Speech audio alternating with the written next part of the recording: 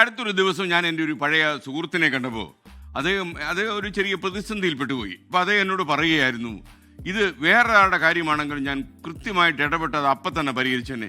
എൻ്റെ കാര്യം വന്നപ്പോൾ എനിക്ക് അങ്ങോട്ട് നീങ്ങാൻ വയ്യ, ഞാൻ ആകെ തളർന്നുപോയി, എന്ത് ചെയ്യണമെന്ന് അറിയില്ല എന്നൊക്കെ പറഞ്ഞ് അദ്ദേഹം ഒരു നിസ്സഹായനായി എന്നോട് സംസാരിച്ചു. നല്ല കരുത്തൊക്കെ ഉള്ള ഒരാളാണ്. അപ്പോൾ ഞാൻ അത്ഭുതപ്പെട്ടു പോയി. അദ്ദേഹത്തിന് പ്രതിസന്ധി മറ്റുള്ളവർക്കാണെങ്കിൽ അദ്ദേഹം പരിഹരിക്കും, സ്വന്തം കാര്യം വന്നാൽ തകർന്ന തരിപ്പണമായി തറയി വീഴും എന്നാണ് അദ്ദേഹം പറഞ്ഞത്. അങ്ങനെയുള്ള ആളുകൾക്ക് വേണ്ടിയാണ് നമ്മുടെ ഇന്നത്തെ സുഭാഷിതം. പ്രതിസന്ധികളെ പുഞ്ചിരിച്ചുകൊണ്ട് നേരിടണം. നമ്മൾ പല ആളുകളോടും ഇത് പറയാറുണ്ട്, പണ്ട് മുതലേ നമ്മളിതൊക്കെ കേൾക്കുന്ന കാര്യമാണ്.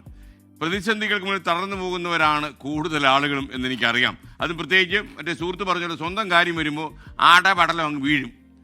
എന്നാൽ ഈ ഒരു കഥ അവർക്കുള്ള ഒരു വഴികാട്ടിയാണ്, അവരെ കൈപിടിച്ച് നടത്താൻ പറ്റിയ ജീവിത സംഭവമാണ്. മെക്സിക്കോയിലേക്ക് 2010 ഒരു കുഞ്ഞു ബോട്ടിൽ മീൻ പിടിക്കാൻ പോയതായിരുന്നു യുവാവ്. ജോ സാൽവദോർ എന്നാണ് ഈ 33കാരൻ്റെ പേര്. മെക്സിക്കോയിൽ നിന്ന് പുറപ്പെട്ട സാൽവദോർ യാത്രക്കിടെ ഈ പതുക്കെ അയാൾ സഞ്ചരിച്ചിരുന്ന വള്ളം കൊടുങ്കാറ്റിൽപ്പെട്ടു.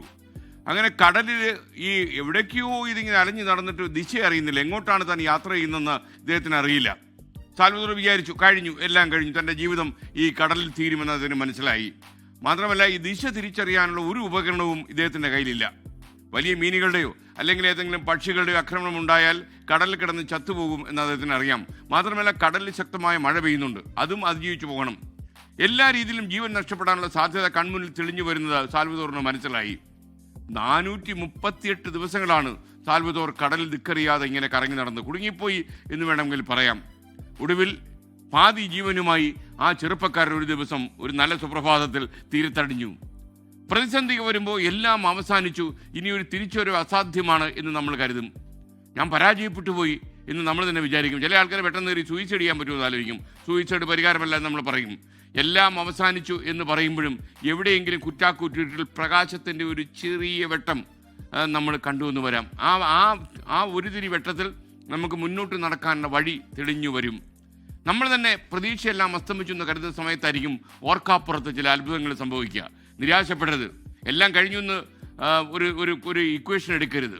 ഇനിയും ചിലപ്പോൾ വഴികൾ തെളിയും, ഭാഗ്യങ്ങൾ സംഭവിക്കാം, അത്ഭുതങ്ങൾ ഉണ്ടാകും എന്ന് കരുതിയാൽ ചിലപ്പോൾ പ്രതിസന്ധികളെ കഠിനാധ്വാനമുണ്ടെങ്കിൽ അതിജീവിക്കാൻ കഴിയുമെന്നാണ് ഈ സാൽവദോർ എന്ന ചെറുപ്പക്കാരൻ്റെ ജീവിതകഥ നമ്മോട് പറയുന്നത്. അല്ലെങ്കിൽ ഇത്രയധികം ദിവസങ്ങൾ കടലിൽ ഒഴുകി നടന്നിട്ട് തീരത്തൊരു പകുതി ജീവനുമായിട്ട് കരക്കടിഞ്ഞു എന്നൊക്കെ പറഞ്ഞാൽ നമ്മൾ വിശ്വസിക്കുമോ? അപ്പോൾ പ്രതിസന്ധികൾ വരും. ജീവിതം എന്ന് പറഞ്ഞാൽ അങ്ങനെയാണ്. പ്രതിസന്ധിയില്ലാത്ത, പ്രത്യേകിച്ച് നമ്മുടെ മലയാളി ജീവിതത്തിലേക്ക് നമ്മളിപ്പോൾ ഒന്ന് കണ്ണാടി പിടിച്ചാൽ കൂടുതൽ ആളുകളും ക്ലേശങ്ങൾക്ക് നടുവിലാണ്. ഓരോ രീതിയിലുള്ള ക്ലേശങ്ങൾ, അതിൻ്റെ ഒരു തീവ്രത ഏറിയും കുറഞ്ഞും വരുമെന്ന് മാത്രമേ ഉള്ളൂ. അപ്പോൾ എത്ര തീവ്രമായ പ്രതിസന്ധിക്ക് മുമ്പിൽ മൂക്കിടിച്ച് വീണാലും ചിലപ്പോൾ ഒരു ഉയർത്തെഴുന്നേൽപ്പുണ്ട് എന്ന് കരുതി നിങ്ങൾ ചാടിക്കയറാനും എഴുന്നേറ്റ് വരാനും ശ്രമം നടത്തിയാൽ നിങ്ങൾക്കും ഉണ്ടാകും ഒരു ജീവിതം, എനിക്കും ഉണ്ടാകും.